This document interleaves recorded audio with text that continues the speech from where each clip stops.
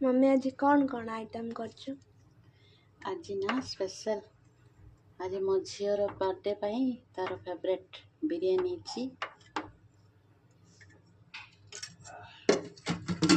आ इठी salad अछि।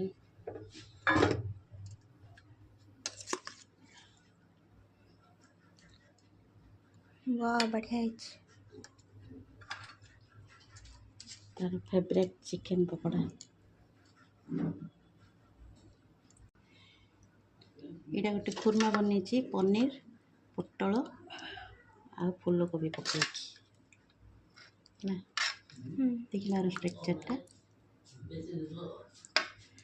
आज एति आइटम है।